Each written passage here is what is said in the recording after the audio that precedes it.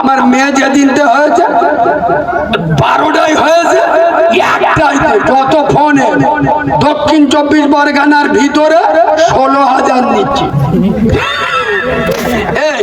মেয়ে হয়েছে মানে আল্লাহ রহমত, ভিজিট বাড়বে না বাড়বি না কথা বলে না ইনশাআল্লাহ। ঈদের পরে যত জলসা নিচ্ছি 18 আর 20 হিসেব করে দেখবে।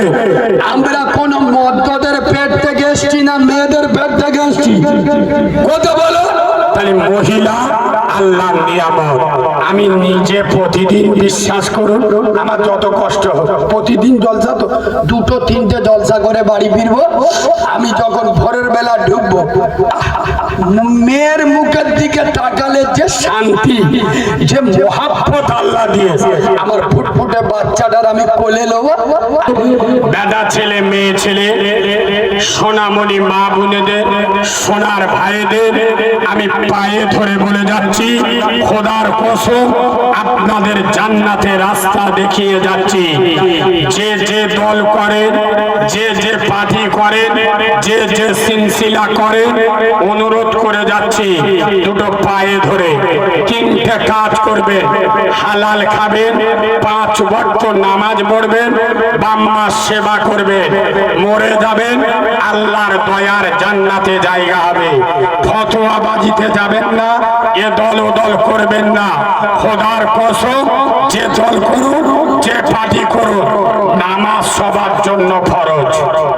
ঠিক বলছি না ভুল বলছি? হালাল খাও, 5 ওয়াক্ত নামাজ পড়ো, বাম্মা সেবা করো, মরে যাবে আল্লাহর দয়ার জান্নাতে জায়গা পাবে। কোরআন বলে গেছে ইন্নাস সালাতা তানহা আনিল ফাহশাই ওয়াল মুনকার। নিশ্চয় নামাজ তোমাকে মদ থেকে বাঁচাবে, সুদ থেকে বাঁচাবে, জেনা থেকে বাঁচাবে, ব্যভিচারী থেকে বাঁচাবে, বন্ধন লোন থেকে বাঁচাবে, গ্রুপ লোন থেকে বাঁচাবে, খুন থেকে বাঁচাবে, মার্ডার থেকে বাঁচাবে, অন্যায় থেকে বাঁচাবে, জুলুম থেকে বাঁচাবে, শোষণ থেকে বাঁচাবে, পরের মেয়েকে চোখ মারা থেকে বাঁচাবে। মুসলিম যুবক নামাজে যাও।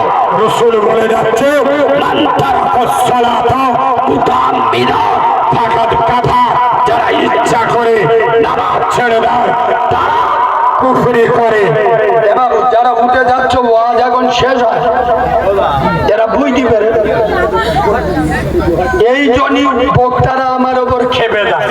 আমি লেবে যাবো, মালগুলো সব চল যায়। অনেক বক্তা ওই জন্যই আমার ওপর রাগ, উল্টো পাল্টা আমার বলে থাকেন নেটে এটা ওটা বলতে তো আমার বিরুদ্ধে। কিন্তু আমি কত সম্মানের সাথে ইজ্জতের সাথে মানুষদেরকে বসতে বলি যে প্রত্যেক আলেমের ইজ্জত আছে, প্রত্যেক আলেমের সম্মান আছে। আপনারা উঠে চলে গেলে আজকের আমার আগে যদি আপনারা এরকম একটা বক্তার ওয়াজ শুনতেন আর আমি যদি আসতুম উঠে যেতেন, স্বাভাবিক একটা খারাপ লাগতো না?